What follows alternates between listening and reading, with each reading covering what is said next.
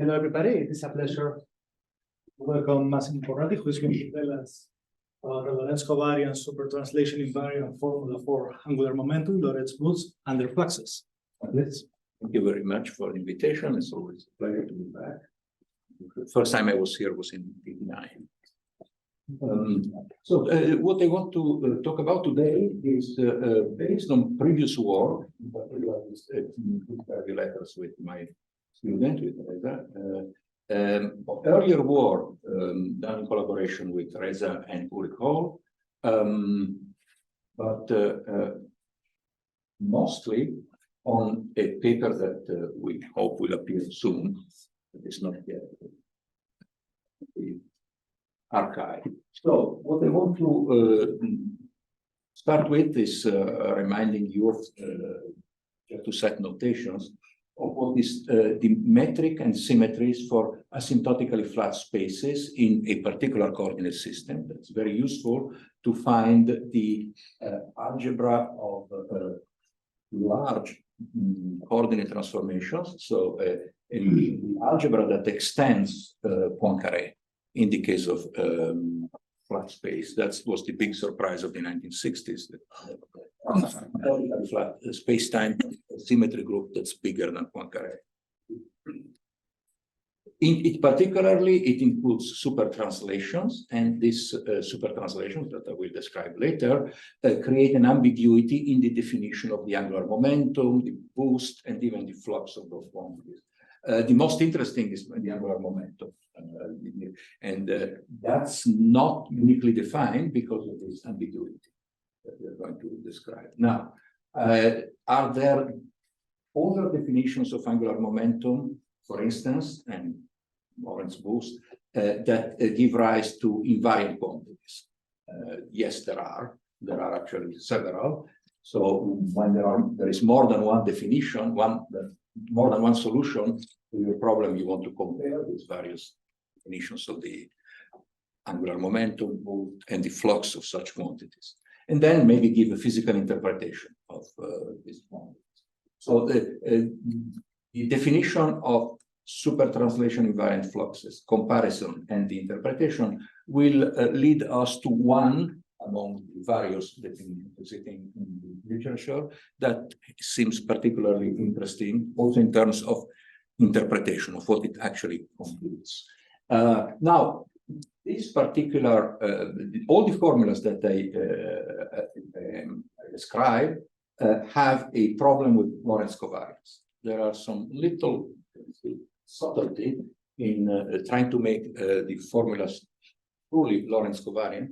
It has to be addressed because it wasn't addressed in the literature. So next, I would like to present. When you say discontent, are you being poetic? I mean, is there a problem still? Is that what you mean? Well, I mean, not any longer, but at this stage, this is supposed to be a reference to Freud. Okay. Then I will give a fully Lorentz covariant definition of Lorentz flux. So I'll say, I'll propose a possible solution that really takes care of this previously ignored pointers. This solution will have ambiguities, and I'll show that how some of these ambiguities are actually harmless because they don't change the final result, they don't change the quantity that is being computed. And then I'll end with a finite note of caution, because the procedure that pinpointed one particular definition of angular momentum, say, among the other, it may not be as uniquely defined as we would like. But in a sense, that may be even a good thing. So let me start with the definitions. I parameterize asymptotically flat space-time in what is called the boundary gauge with coordinates that are the retarded time, radius, and the two angular coordinates. The metric starts with a flat space metric. HAB is the metric of the round sphere. You see that these first three terms are just flat space. Then there are subleading corrections that Einstein's equation tell us the general form of, and so you have these terms proportional to 1 less power of the radial coordinate. The CAB is called the shear. This M is a function of the angles on the celestial sphere and retarded time, and is called the mass aspect. NA, which is again one of the subdominant terms, but in the cross term between retarded time and angular coordinates, is called the angular momentum aspect. And the reason for these names will become clear. Now, this metric is invariant under Lorentz transformations. Lorentz transformations act on all the four coordinates. Right? That's what they do. But in particular, they act on the celestial sphere as conformal isometries. They are not isometries of the sphere, they are conformal isometries. They are isometries of the four-dimensional metric because they also change the radius. Then there are, this is the surprise of the 1960s of BMS, there are other symmetries that are called super translations. At leading order in the radius, they act by shifting the retarded time by an amount that depends on the angle. So instead of having a common time translation, you have a time translation that depends on the angle on the celestial sphere. These transformations change the shear, and they change the shear with the formula that I gave here, and I think that the battery is gone here in this point. We have a pointer. Or a battery for a pointer. Otherwise, I'd use either. Okay, so Nothing there. this is an old story. It's my office. Shall I go?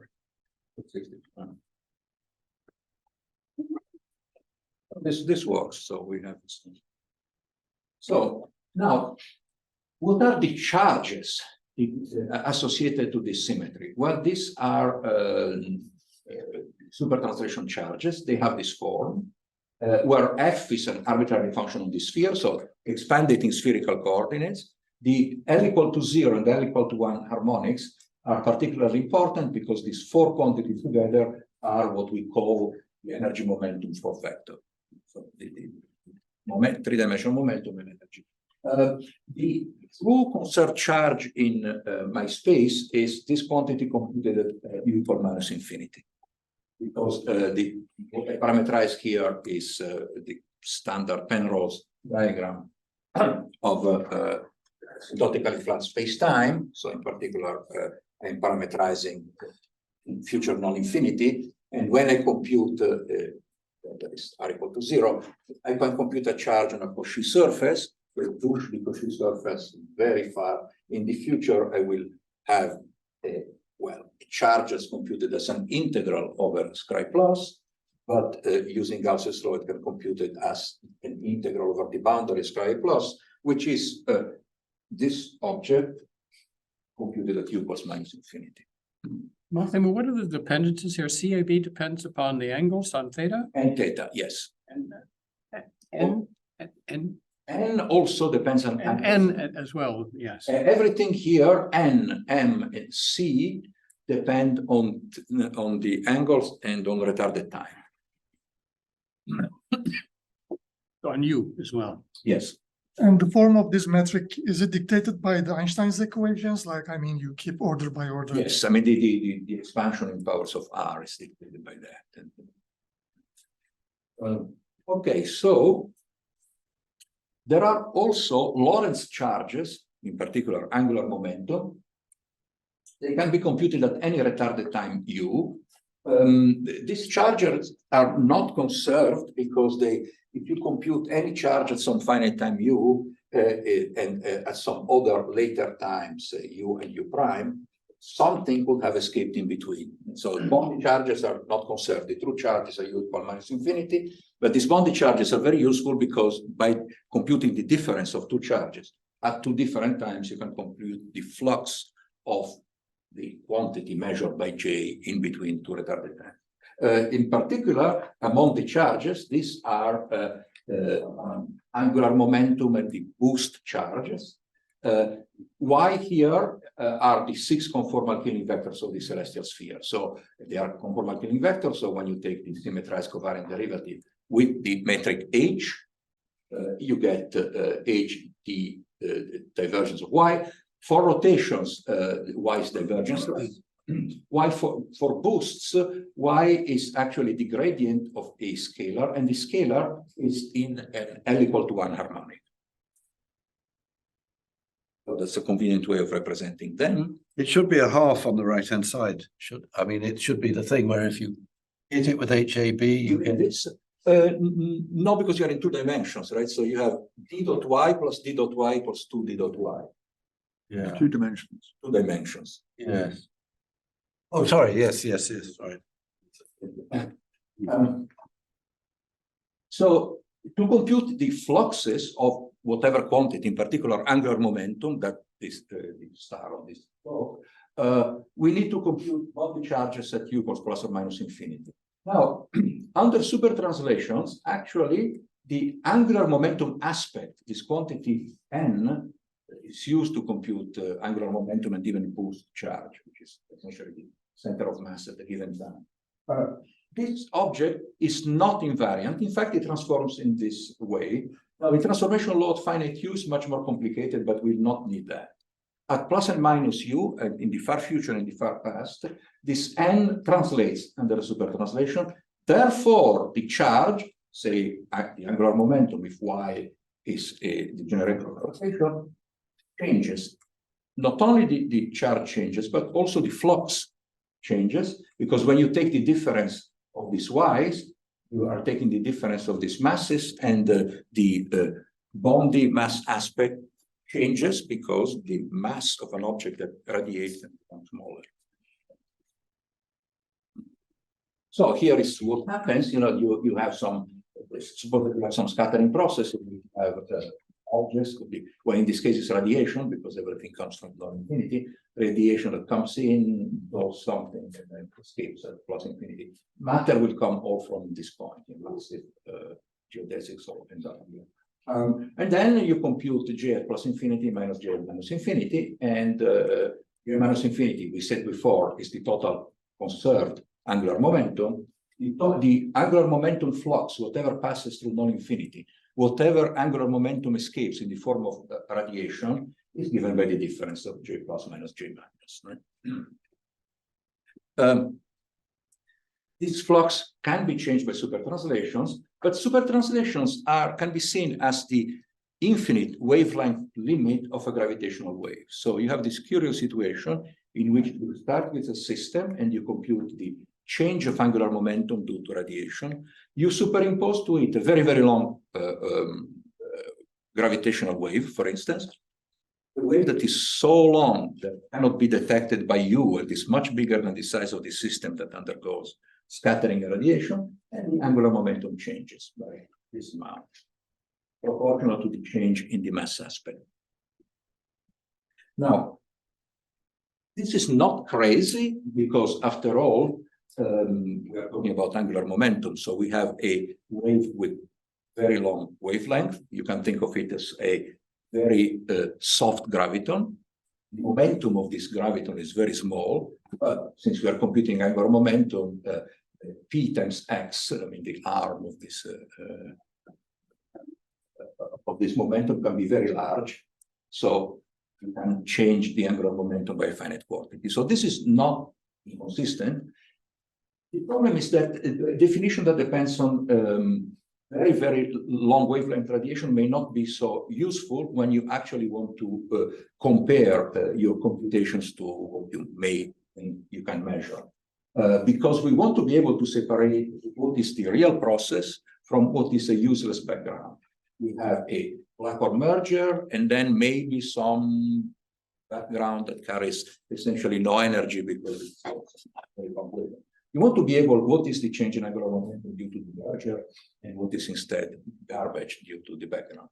So we would like to do better and define angular momentum and angular momentum flux that do not that are independent of super translations, but not on translations, because we still want to have an angular momentum that is as we are used to, right? Yes. The slide that you mentioned that you can shift the angular momentum by a gravitational wave is a happenstance of 4D, or if you were in higher D? Here I'm strictly working on 4D. In general, infrared problems become better when you go up in dimensions, because I mean the fall off of fields is faster. So this is a 4-dimensional problem, which happens also. It's most interesting to us.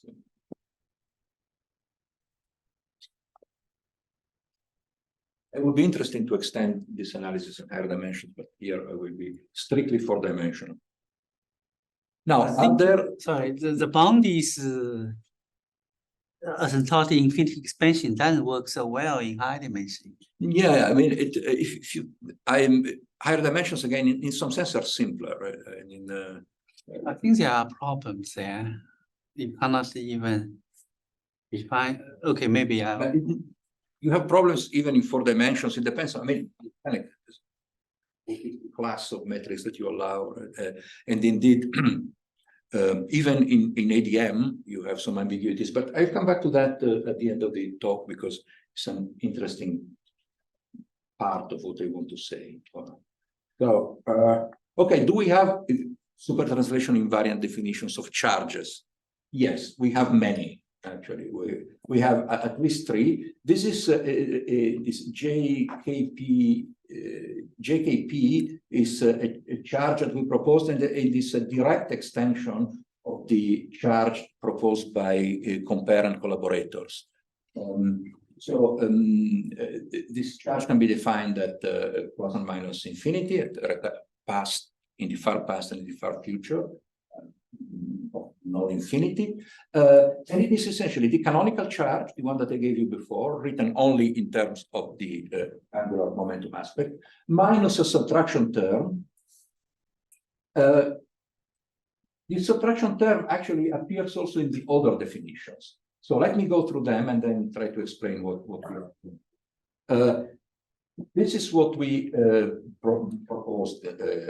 J is Giovanni Nesad, Cole, and myself. This, as we will see, this proposal has some problems. It seems to be subtracting too much to get an invariant quantity. When you subtract too much, you may want to add something, and this is what's done by. Actually, I write here KP. I should have said JP because it's Giovanni Nesad and myself. You just add a little piece over here. So you read this KJ every time you use it. And then there is a different definition given by Chen, Wang, and Yao, where they always use this, also use this subtraction term, but they subtract a different object. You see that in these first two definitions, you subtract what we call C, and this what is called the boundary graviton. Boundary graviton is something that is defined at past infinity, while Chen, Wang, and Yao subtract, have different quantities and plus or minus infinity. So let me go through this definition and try to explain what I'm doing. This J is actually an integral over the celestial sphere computed at given time U. We are interested only in 2 times, future, far future, and far past. It can be written in different ways. In particular, there are 2 ways of defining this charge, this J, for any quantity A and B. Here, what you see is A times a variation of B, or a variation of A times B. What are these variations? Well, these variations are given here, and you may recognize in this formula the way in which a conformal field of dimension W transforms under conformal transformations. So what I'm saying is that I take an object, J, in which one of the fields transforms with weight 3/2, that's A, and another transforms with weight -1/2, and that's B. I write these quantities, and then I substitute to A and B what? Well, one is obvious. This is the mass aspect computed at the appropriate time. Right? C, well, C is what is, you can call the boundary graviton, or maybe the electric shear, because the shear at any given time is a symmetric traceless tensor in 2 dimensions. It has 2 components. You can write these 2 components in terms of 2 scalars. One of them will be divergenceless, and the other one instead can be written in terms of a double divergence of C. And the double divergence of C in the far past and in the far future actually can be written in this way. can be written as a scalar times this operator, the Laplacian in 2 dimensions. And you may notice that this operator projects out the harmonics with angular momentum 0 and 1. So this is a projector over L larger than 1. So this is C. This quantity was introduced by, I think that probably the first reference that I know of is Strominger. So when you compute this quantity at -infinity, this is the boundary graviton. It's an extra degree of freedom that you have to give if you want to describe your system at non-infinity, if you want to describe all the degrees of freedom. If you write this equation at any fixed, not necessarily infinite u, so if instead of this plus and minus infinity, you put a u here and a u there, see, then you have what is called you are decomposing the shear at a given time into a divergence-less part and into a double divergence, basically. And that's what was is the definition that these authors, I mean, Yao et al. Use. So you see that the difference is that in one case, when we compute the this quantity, we always use the boundary graviton at -infinity, while in the definition of Yao and collaborators, you have an object that changes with time, that evolves with time. And is defined, if you know the shear, you know. But you use the same notation, though. Isn't that confusing a little bit for the reader? You said one of them is, you said infinite path, boundary graviton, you said. Future infinity, so it has a plus instead of a minus. But there's a U dependence, you said, so. I will only need to compute the total flux, and I want only to compute the total flux because the rest is a bit of a mess. So I will only need to compute this electric shear at plus and minus infinity. So I only need two superscripts, plus and minus. This curly C instead is a quantity that is defined at past infinity, and is in a sense something that we introduced, that Giovanni Nezad and I introduced, and it's written only in terms of the initial mass aspect. But since you have a projector here that kills the L equal to 0 and L equal to 1 harmonics, on the other side you should only keep the L larger than 1 harmonics of the mass aspect. So why we added this, I will tell you in a moment. It is something that is motivated by an earlier work by Veneziano and Vilkovisky. Now, first of all, why these things work at all? Well, all these definitions are invariant, really, for a very simple reason. Under a super translation, the mass aspect at past and future infinity does not change at all. So while this C transform in the same way, they shift by the super translation F. If you substitute back in here in all your formulas, you discover that this J kills exactly the non-invariant part in the canonical definition. We think of them as improvement terms. They are in, well, I hope that they are an improvement, not a degradation of the. Yeah, they are an improvement term. Notice that they are different from the canonical J. The canonical J depends on the angular momentum aspect, which is a component of the metric.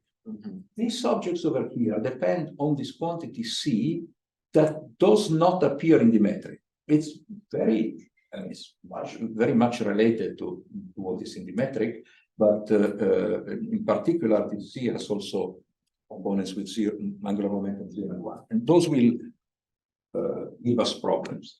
So you have this quantity, this boundary graviton. There is an extra degree of freedom in your theory that you have to take into account, and it does something useful. It allows you to define an angular momentum, a boost, and fluxes that do not depend on the super translation frame. Well, you cannot get this by some variational principle, though, right? You have to introduce them by hand as improvement terms. Yes, we have to introduce them by hand. Okay. And I've only seen them introduced by hand, all these three. Okay.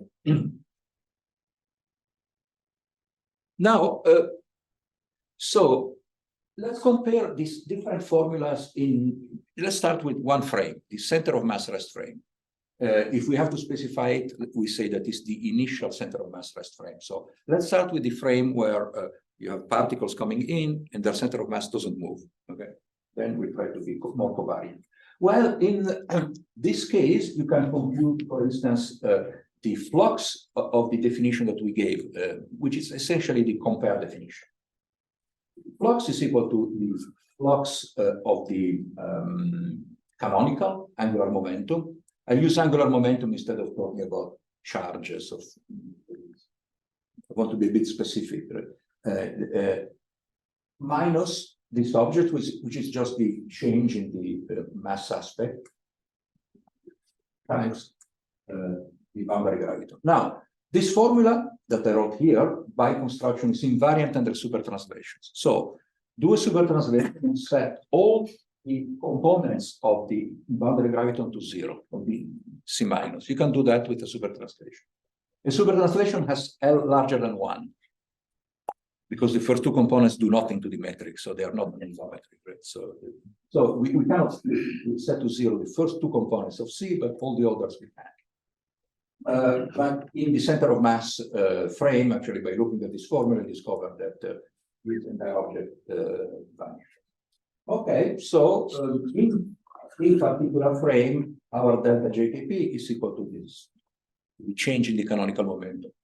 Where is the danger? Well, the danger is the following. You can use actually the UA and UU components of Einstein's equations. The components that are constrained, not a dynamical equation. And you can get a formula where the flux of my charge, say the flux of angular momentum, is equal to an integral over Scribe plus, right? Over future non-infinity. So this is a three-dimensional integral. In this three-dimensional integral, two quantities appear. The derivative of the shear, the bonding unit, and this C, but notice that we are in a frame where we started, and I am computing a quantity that does not depend on the superlative frame. I go to a frame where C minus is equal to 0. So this quantity is actually the difference between shear at times U and the shear at times 0. Okay, yes. I'm a little bit confused about little j. Should I be thinking, well, this is a physical question, not a mathematical question. Yes. Should I be thinking of that as being the angular momentum carried by the soft gravitons that have no effect on the metric in a gauge? I think that gauge transformation. I think that it could be understood in this way. Now, the specific they carry their own angular momentum, even though you don't really see it. Yes. So that could be a good interpretation, and now there will be some details that on the definition, on the various definition of J, that will point out towards one or the other. That's what I was trying to work out in my head. But we'll see. I mean, actually, we'll arrive at one definition that seems to be, in some sense, a favorite one in a simpler way. So here, I just noticed that the definition, our definition can be written in this way, but sees a difference between the initial shear and the shear at time U. And now, so there it is, in this supertranslation frame, delta J is actually independent of the first two components. So it's like computing everything as equal to 0. What we can do? Well, we can compute shear. The shear is obtained by integrating the UU components of Einstein's equations. And the UU component of Einstein's equations tell you that the shear at time U minus the shear at time 0, remember, we set it to 0. In general, there is a difference here, is equal to the change in the mass aspect, and then an object which is the integral of all the energy that flows away from the system. So this is the energy flux. Now, in gravitational scattering, this quantity, the difference in the mass aspect, you can begins at order g squared, simply because, well, you have, if you look at just the mass aspect of a bunch of particles that move towards each other, and then you look at the final mass aspect where the momentum of these particles have changed. The change in the momentum is order g. When you have only gravitational scattering, when there is no gravity, there is no scattering. So the change in the momentum of incoming particles minus the outgoing particles is order g. M here, to make things simpler, is what you will call G Newton times mass, right? That's the dimensions of a lamp. Let's see. So this object is order G squared. And actually the flux, the energy flux is even smaller. This thing is actually order G cubed. So at lowest order in G, this piece tells you how the shear evolves. But if the shear evolves to order G squared, you are in a frame where there is no initial shear. N, which is the time derivative of the shear, is order G squared. So this object over here is G squared divided by G is order G cubed. Right? So the change in angular momentum, our formula where we subtracted the what is carried away by massless, by infinite wavelength waves, by soft photons, is order G cube. And this is bad, actually. One would say it's good, but it's bad because it's not what everybody else finds in computations of reaction effects in gravitational scattering. So in particular, suppose that you really want to compute what is the scattering angle of two particles, two black holes that undergo gravitational scattering. You do it perturbatively in G. And, just to be simple, to lowest order in G, you can compute the effect of the back reaction, the effect of radiation, right? By simply taking the scattering angle due to the potential. So in the absence of radiation, chi is the scattering angle in conservative dynamics, right, without radiation. And then computing the change in this angle using linear response theory. When you have no radiation, J doesn't change, the energy remains conserved. So delta J is equal to 0, delta A is equal to 0. To lowest order, when you introduce radiation effects, the change in chi is the derivative of chi with respect to the angular momentum times the change in angular momentum, and the derivative of chi with respect to energy times the change in energy, right? So that's a method that Bini and TAMU propose. Is a very clever method to simplify calculations.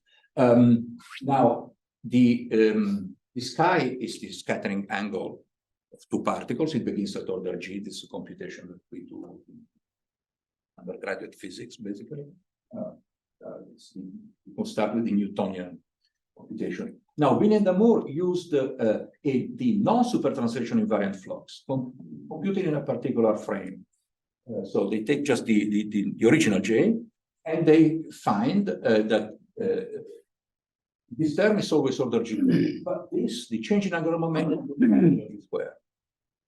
And therefore, chi, the effect of radiation on the scattering, begins at order G cube, and this is what has been confirmed time and again by many different groups. So many different groups that did calculations with various methods, with scattering amplitudes, with more sophisticated, etc., all arrive at the delta chi that begins at order G cube, hence at an angular momentum change that begins at order G squared, right? So when we defined our quantity, we threw away too much, right? We threw away maybe something that should have been kept, and what and why is an interesting question. So, and another interesting question strictly related. First is, what quantity should be used instead of this delta J? To compute the change in angular momentum, what we should compute that is also compatible with perturbative calculations done in gravitational scattering. We have subtracted the angular momentum carried away by soft gravitons. It says maybe we have done too much. Well, there were two other definitions of angular momentum. In the center of mass, actually, so there was the JP, sorry, I write KP, but one letter. Delta JP is actually coincides with the calculation of Chen, Wang, and Yao through order G squared. So the difference appears only at order G cube. At order G squared, in the center of mass, actually the two quantities agree. So just let's see why. This is the definition that we had, right? Reza and I said, well, since we subtracted too much, let's put some back. Right? So let's put back this quantity that tells you that maybe you shouldn't have started in the frame where the boundary gravity is exactly 0. And the reason why, actually, the reason to add this thing comes from an earlier work of Veneziano and Wilkowiski that showed that when you do the usual calculations that you do in Landau and Lifshitz to compute the change of angular momentum. And so you start with a flat metric, Minkowski, plus you write the metric of several particles that and the linearized metric to order G square, to order G, sorry, first non-trivial order. What you get, well, is a metric written in a particular coordinate system. This coordinate system is not the one where the boundary graviton is 0, but it's one where the boundary graviton to order G reduces to this quantity. So basically what we did in Rezandai was to say, okay, let's try to extend the prescription of Veneziano and Wilkowiski to all orders in G and make it independent of the matter. So let's write it in terms of asymptotic data. This is what it is. It's just saying, be careful actually when you do radiative computations, when you do the calculation of Landau and Lifshitz, actually the boundary graviton is not 0, but has some very specific value that depends only on the initial mass aspect. Okay, so but there is also the other prescription. There is the one of Yao and collaborators. And they do agree. Indeed, you can compute the difference between their prescription and ours. They are super translation invariant. So let's go to the frame where C minus is equal to 0. And you get this nice formula in which the two additional quantities that were added to the canonical angular momentum, canonical charge, could be also boost, are essentially they're very similar. They look like each other. Indeed, actually, they are more similar than it appears from here, because up to order G cube, so if you throw away terms that go like G cube or higher, this quantity, the one introduced by young collaborators, is the same whether you compute it for the final mass aspect or the initial one. The difference is higher order than G. So approximately equal to this. To order G squared, these are the same. But M minus, now we can work in reverse. We can write M minus in terms of our curly C. So we go around, we define curly C in terms of M, and now we go back. And we have this formula. Our definition, in our definition, we have this object that depends on the change in the mass aspect times curly C. That's this fixed initial boundary gravity. The one that actually arises if you start with Minkowski plus corrections, right? Plus, if you just take the metric of textbooks well, this delta M again to order G square is actually the future, the final electric shear, say the final boundary graviton with an abused notation, times the projector over states that have angular momentum larger than 1. And then C. So you see, you start to see some similarity here. If you could just interchange the two C's, you will be done, because then this difference would be 0. And indeed, you can, right? You can write this formula and then integrate by part and put the projector instead of making it act on this electric shear in the future. Make it act on curly C, and then this formula you can check quite easily that it's actually antisymmetric. So as it turns out, this difference vanishes to order G squared. So we have two definitions that, for all that we can see, seem equivalent. Is there one that is more satisfactory than the other? Well, the true answer probably maybe not, but the flux of Yao and collaborators has a very nice property. It is strictly related to the canonical flux in a special frame. So again, this is the definition. Right? Now, it's invariant under supertranslation. So let's do something that is not a supertranslation. Let's compute the initial angular momentum in the frame where C minus vanishes. And let's compute the final angular momentum also in the frame where the final shear vanishes. Right. Then in these two frames, the prescription of Young collaborators gives exactly the canonical definition of momentum. So their definition computes the final angular momentum in a particular supertranslation frame where the metric is as round as possible. It's the round metric up to order 1 over square. Generically, it's round up to order 1 over r.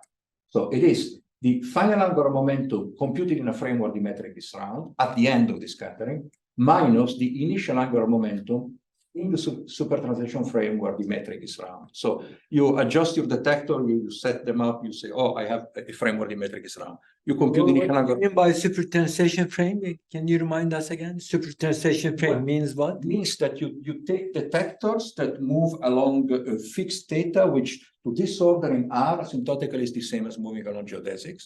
You measure the distance by sending lasers from one to the other, and you adjust the position of the detectors and defining a round metric. So you put the detectors at equal theta and equal phi.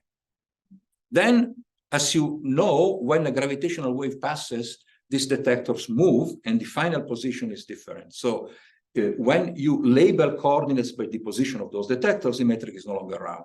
Now, suppose that instead you're a distracted experimentalist, or actually a good experimentalist, and you set your metric to be round at the beginning when the radiation comes in. Then you go, get a drink, come back. You set the metric again to be round. So you set your detectors, new detectors, all around you and have a round metric, and you measure the angular momentum in this new metric. The difference between the two is this quantity, is delta JCC y. So this is it's a definition that throws away memories. Right? You have a round metric at the beginning, you measure the angular momentum in the frame where the metric is round. Then at the end, after gravitational scattering, you measure angular momentum by setting up again a round metric. So you don't wait and see how the detectors move, and you don't measure the initial angular momentum and the final one with respect to the same angular metric. So that's what you do, I mean, which is also rather natural. Now, if you do that, clearly, since you changed you did something that canceled the memory, or you forgot the gravitational memory, clearly you are incorporating also effects due to soft gravity, right? Because you are playing with the memory. So, okay, this is what they do, and it's actually, maybe this is exactly why. Oh, by the way, these frames, the frame where the metric is round as much as possible, were argued by Veneziano and Vilkovisky, quoting earlier work by Ashtekar, to be the frames where the bonded charge also coincides with the ADM charge. So if you can also compute ADM charges, right? And this is actually what these frames, and only these frames, the C plus equal to 0 for the future, C minus equal to 0 for the past, are the frames in which what you compute coincides with ADM. So maybe that explains why the prescription of Yau and collaborator coincides with scattering amplitude computations, because those scattering amplitude computations implicitly work in the round metric in the canonical frame. So this is a possible explanation. Can I just ask a spelling issue? This is Veneziano or it's somebody else? Veneziano. No, there is an E. Gabriele. Gabriele, yeah. Veneziano. Yeah, there is an E missing here. Okay, just to make sure. I didn't realize that he and Grisha Vilkovisky knew each other. Yeah, it's a nice paper, actually, very, very clear. And it was motivated my interest in this story. Now, there is, let's see, this flux actually is another great property, is covariant up to a little problem. So this flux is covariant if the mass aspects and the electric shears or past and future boundary gravitons transform covariantly, so transform like fields of wave 3½ and -1/2 respectively.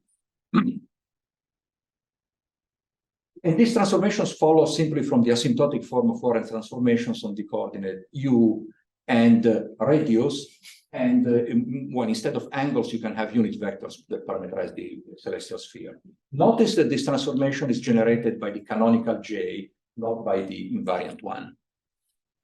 But that's not too bad. I mean, you could have an object that generates the automorphism of the fields and another that's a charge. Now, here there is a problem, though, with Lorentz boosts. And the point is that if you can see it, for instance, if you expand your electric shear in spherical harmonics, you have this nice equation that tells you what is C in terms of M. Right? This equation, since it contains a projector over higher harmonics, does not define the first two harmonics. The choice of Yavan-Polov vector is to set them to 0. And here lies the problem. This definition is not Lorentz covariant. Actually, if you do a finite Lorentz transformation of this C, this is the form for the final transformation. You have the all coordinates in terms of the new body. So the all coordinates x in terms of all coordinates x bar. Now, if you look at this transformation, it mixes the higher harmonics with the L equal 1 and 0. So setting C equal to 0 for the first two harmonics is not compatible with Lorentz invariance. It's actually, you can do it in many ways. You can do an easy calculation, just take a very specific Lorentz transformation and boost in the direction Z. Here, this is the explicit form of this total factor. Here is the form in which these all coordinates are related to the nu by Lorentz. You can just take the limit of large radius. And then you can take an L equal to 2 harmonic, for instance, this one, 0, n equal to 0, transform it, and then see if it has a component along L equal to 1. It doesn't have any component along L equal to 0. Along L equal to 1, you can do an explicit calculation, and you get it's non-zero. You can also do the same calculation infinitesimally, and you get that, well, the choice is setting the first two harmonics of the boundary graviton to 0 is incompatible with Lorentz invariance. And this problem arises for all non-definitional supertranslation invariant charges because they all need this C has the bad habit of having also L equal to 0 and L equal to 1 harmonics. It's C that appears explicitly in the formulas, right? Okay, so what about the mass aspect? Does it give problems? Well, less, because, well, you can, finite transformation now is given here. So we'll build the weight 3, but we know that the form momentum transforms it into itself under a Lorentz transformation. Right? So just this fact that the harmonics with L equal to 0 or 1 transform into itself, tells me that the total mass aspect for all angular momentum transforms into this upper triangular matrix. So the transformation of L not greater than 1 only contains L not greater than 1 terms, not higher pieces, right? So, and this is the law for any field that transforms like this. So any field of conformal weight 3 over 2. Any field of conformal weight 3 over 2 has the property that if these lower components are 0, if L equal to 0 and L equal to 1, L equal to 0 and L equal to 1 vanish, then they are not generated by Lorentz transformation. They are in all Lorentz frames. Okay, so that's the okay. Can we use this property to make the charges and fluxes covariant? The answer is yes. So first of all, in the center of mass rest frame, the initial center of mass rest frame, we can set all this is equal to 0. That's a choice, right? If we do that, we discover that this extra term that we added to the charge to make it supertranslation invariant actually does not depend on M0, on the mass, the total mass, just by, I mean, you can see it, for instance, for rotations, just by conservation of angular momentum. So what's the proper way to extend our formula to other frames? We start with this frame and we extend it to other frames. Why don't we use covariance? And indeed, that's our proposal. We can define a covariant charge. This is at minus infinity, is the total charge so far. And that's the mass aspect at minus infinity minus this object, this Gothic M, that is simply the Lorentz boost from the center of mass rest frame. You can define this Gothic M in any frame. You can see quite easily that it's independent of the boost and rotation that you use to go from the center of mass rest frame to any other frame. And this object, this difference contains no harmonics, L equal to 0 and L equal to 1. So if you write this object, This formula is actually independent of the offending harmonic. You want that zero in a frame, not zero in another. You can see that thanks to three simple facts. The difference, m minus Gothic m, has no harmonics L equal to 0 or L equal to 1 in any frame.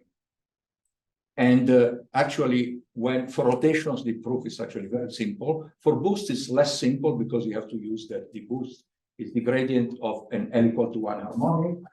And then when you transform this m, all right, remember in our formula, the transformation of the mass appeared under a boost, and in this transformation does not contain any L equal to 1, obviously, or L equal to 0 or L equal to 1 harmonics. As it happens here, when you take an object, the harmonic 2 in this expression, this difference between set L equal to 2. L larger than 2 never generate by boost an L equal to 1 because the boost can lower and raise the harmonics by 1.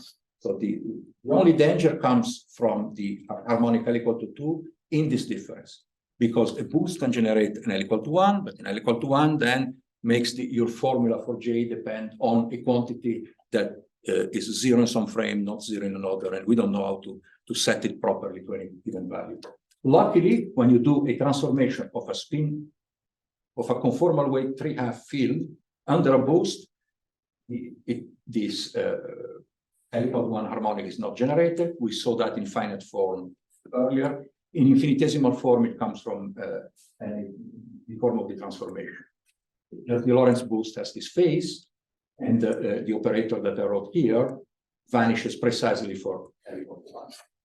So from these three things, we get that the change under, well, obviously a rotation and also a boost of this difference, m minus Gothic m, contains only L larger than 1 harmonics, and since it's precisely this quantity that enters in for J, J does not depend on the L equal to 1 and L equal to 0 harmonics of B, also known as C minus. So the formula is well defined in all frames. It does not depend on these bad components of the boundary graviton. They are bad because nothing depends on them. The metric does not depend on the L equal to 0 and L equal to 1 harmonic. So it would be strange if something depended on an object that does not even appear in the metric. That is just a redundancy in our description. So the recipe takes care of that. We can define final charges in the same way. This definition coincides with the definition that Yao and collaborator gave in the initial center of mass rest frame. If we set C plus, the final C, their final C, as the Lorentz transform of C minus. Remember, when you Lorentz transform an object, a C, without lower harmonics, it may contain lower harmonics after the transformation. So if the formula coincides with CWY, if you transform C in this way, and there is an ambiguity because when you have gravitational radiation, of course, the center of mass can start moving, right? I mean, you can have radiation that makes the center of mass move. It was addressed before, and then you shoot some radiation in one direction. The center of mass that remains of the rest of the system moves. So the formula also coincides for the angular momentum computed in the initial center of mass rest frame, but there is a difference when you want to compute the flux of a boost. But it's a harmless difference. There is no preferred formula. So we use this definition for the final angular momentum. The advantage of our definition is that in all Lorentz frames, now the difference reduces to the canonical angular momentum precisely in the round metric frames. So in the round metric frames, the ones where the bonded charge probably coincides with the ADM charge, our definition reduces exactly to the difference of the bonded charges. So it passes all tests. You may say that our definition is ambiguous because we, instead of one subtraction, we could have subtracted some other Gothic letter, like capital M. Capital M is simply the boost, but not from the center of mass rest frame. It's the boost of the two first harmonics of the mass aspect, but computed in an arbitrary frame. Right? One of two particles undergoing scattering is at rest. Why not? Right? So is this ambiguity bad? Well, not really, because all these definitions with any M, with any Gothic M, reduce precisely to the difference of canonical momenta in the frame where the metric is round. And that's because in all, this definition was made on purpose for canceling the L equal to 0 and L equal to 1 harmonics in M. On the other hand, in the round frame, all the higher C's are 0, and then this means that actually this term vanishes. So the ambiguities are not really a problem, right? Why? Because this quantity does not depend on L equal to 0 and L equal to 1. You cannot set L equal to 0 and L equal to 1 to 0. I mean, the boundary graviton is what it is, but you can set all the other to 0 with a super translation. So when the metric is round, you know that this quantity vanishes. That's precisely when the extra term vanishes, no matter what subtraction you do. So this seems good. In all Lorentz frames, the J covariant is the difference of the canonical ones. This is you are computing both initial and final angular momenta in metrics where in the frame where the metrics are as round as possible. They are not the same, right? You have to readjust your detectors when you have gravitational waves. So if frame where all the detectors are equal distance evolves, and then the detectors that mark the fixed coordinates are no longer at equal distance because of gravitational memory. So, and as I said before, it was argued recently that this quantity computed in the round metric frame is the ADM angular momentum. So delta J is actually most probably actually the change in the total ADM angular momentum. And this indeed was verified by various people, and showed that this difference coincides with the formula given by Bini, the more formulas given by people who do gravitational scattering computations. Now, note of caution, this identification is valid only for the ADM Lorentz generators, in particular for the ADM angular momentum, defined with very special asymptotic boundary conditions that forbid super translations. Even in ADM, you can have super translations. This was worked out by Henault and his collaborators.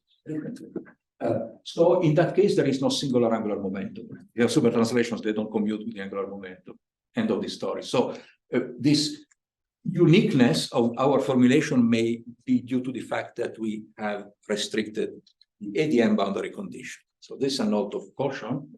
Feeling as it may be, the identification with the ADM quantities is only valid if boundary conditions at I0 are artificially restricted to forbid super translation. So this is a final note of warning, and in the last minute or two, let me say why this is not totally bad news, because that means that maybe we should also look at the other definitions that we had. I mean, we have one that seems to fit the bill that gives us an angular momentum that coincides with what you use in gravitational scattering computations. But again, we may have other that shouldn't be thrown away.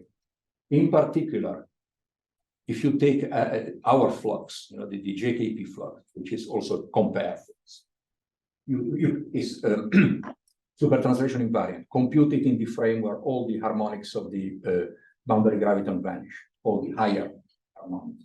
Well, it reduces to this quantity. So it is not the difference of the canonical angular momentum. There is an extra piece, but this extra piece is proportional to the difference of, say, the electric shear, or if you want, the final boundary graviton minus the initial boundary graviton. This is what is also called a gravitational memory. This definition is not covariant. To get covariance, you have to do the usual replacement of mass with mass minus the particular. When you do that, you have a covariant formula, but the covariant formula that gives you something else besides the change in the canonical angular momentum. It gives you a piece that is due to memory, right? So, I mean, it could be also, you could set up an experiment where you measure this. You just don't forget the memory. You measure both the initial and final angular momentum with respect to the same frame. And even if in this frame, the detectors have changed position because of gravitational memory effects and the metric is no longer right. We could also covariantize the JP formula, sorry for this JP.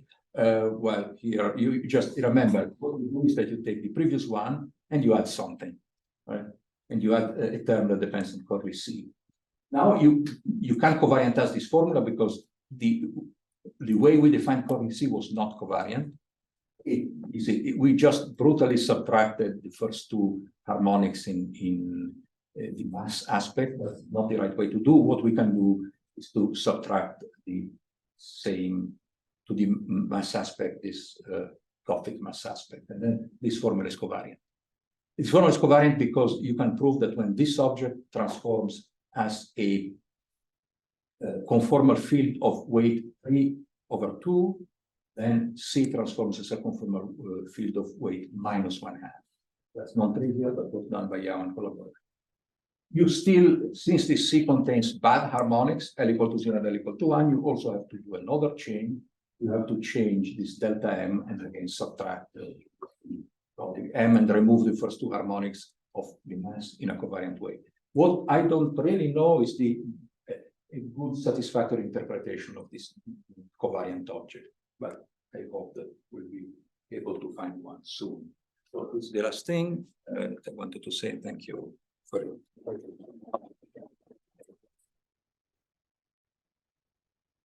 Massimo, this boundary graviton sounds intriguing to me. I mean, how do I know in a gravity theory whether I have a boundary graviton or not? How do I? Well, the boundary graviton has to be there because it is one of the degrees of freedom of your theory. Just Einstein's theory of gravity? Yes, absolutely. Just Einstein. As long as there's asymptotically flat solution, you're saying I have to have a boundary graviton. Because, yeah, because you can split the degrees of freedom of gravity into hard ones that are the bonding U's, but the bonding U's are time derivatives, so you need some initial value for the shear. So it's essentially the initial value of the shear. So yeah, it's data is there. So there was Malcolm, and then I don't know if you want that.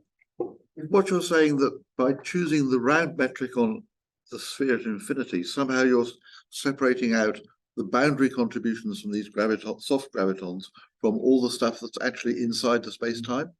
What's happening? But if I keep the same metric when computing the final angular momentum in the initial one. Yes. Yes. That's exactly what I mean. Yes, because and I think that was noticed first by the authors that I quoted before. Let me see if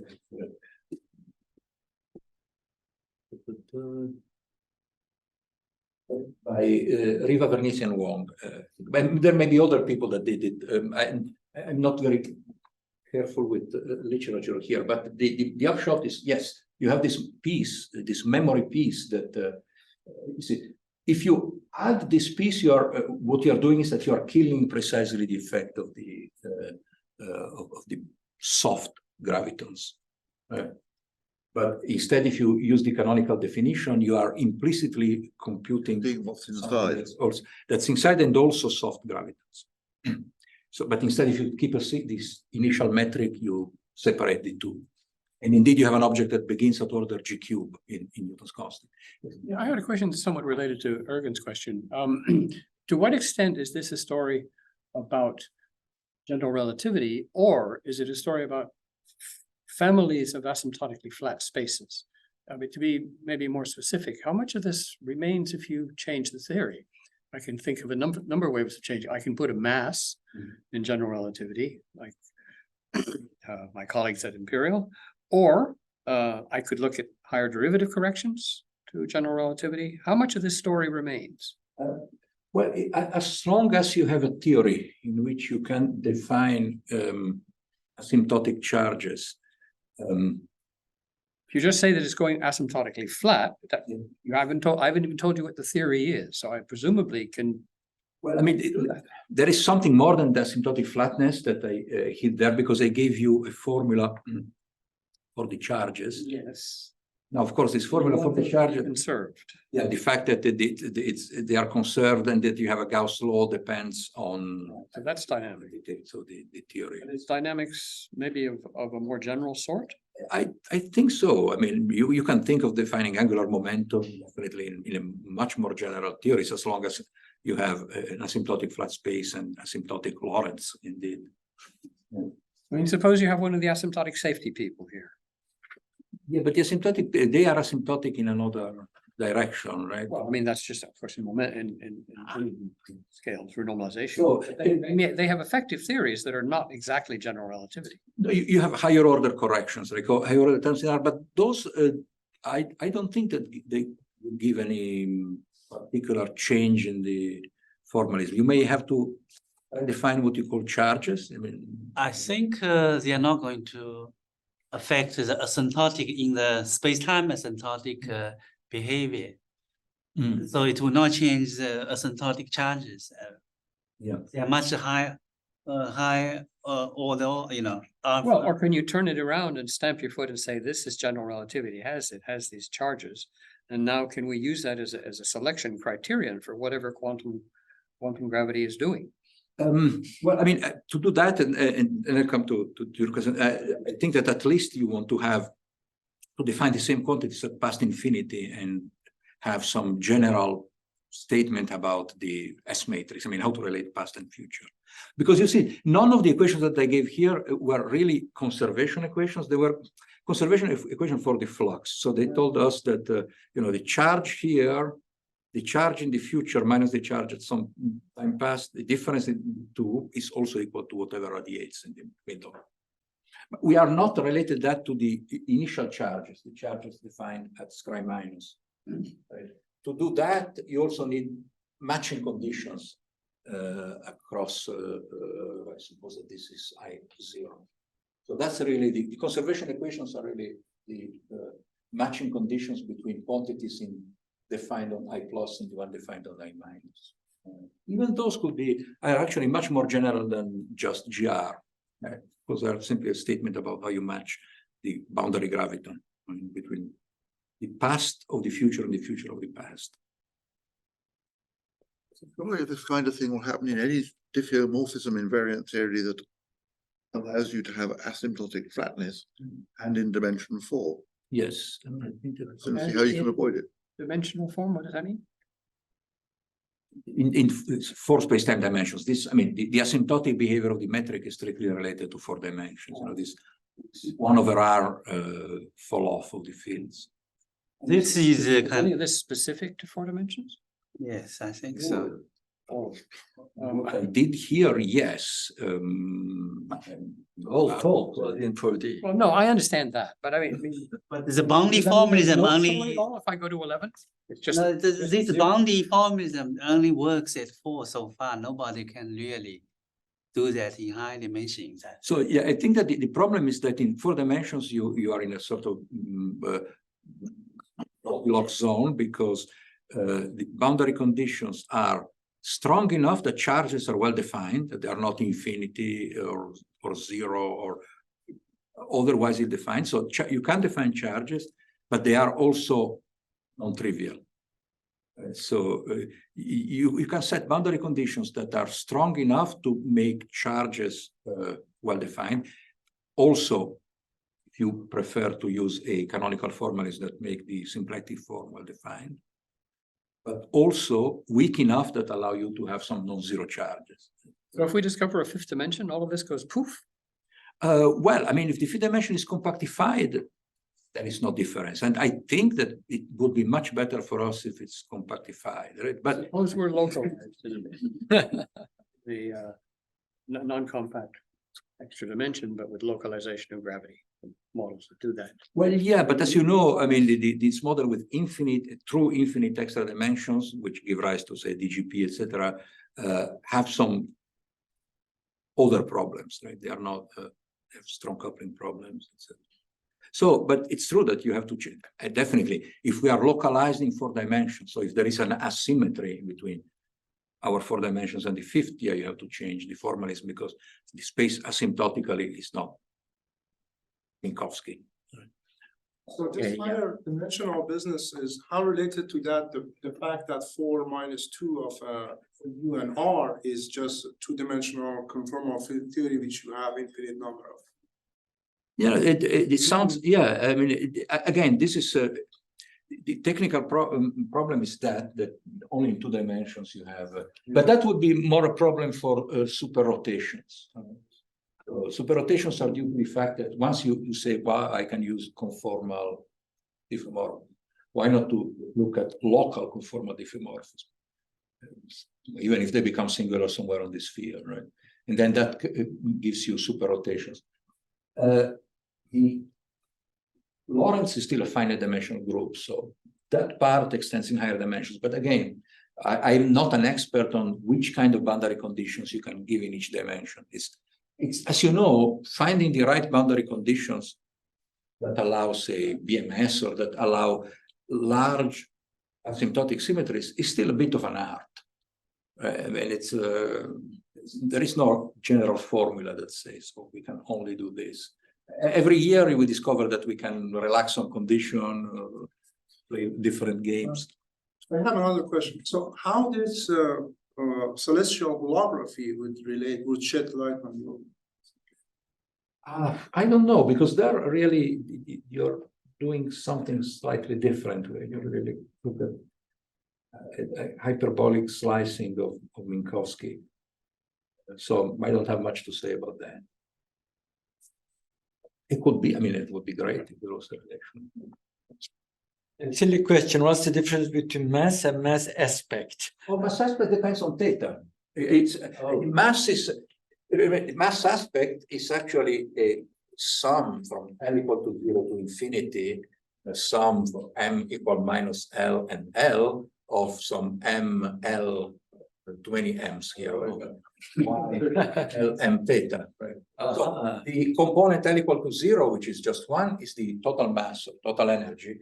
The L equal to 1 is essentially the momentum. That's why they transform into each other when you do boosts. So when you say mass aspect, which one do you have in mind here? This M theta. Okay, thank So you. it's the mass at each angle. Right? Okay. Well, I just want to comment, this is really study the IR regions of gravity. So I think the high derivative term really will not play much role in this aspect of discussions. Yes, I mean, it's because, again, you're looking exactly at the metric that is Minkowski plus small corrections, plus monolar corrections, and then these higher derivative terms become subdominant. But what about higher derivative terms with more than 1, 2 derivatives on the graviton? I mean, you know, how can I say this? There could be powers of derivative of G, but also there could be higher derivative of G, the fluctuation. Yeah, but they are still, I mean, if you have 1 over R and you take a derivative, you get 1 over R squared. So these are, I mean, they are either way, they will die off. Either. Yeah. I see, okay. If there are no further questions, let's thank our speaker.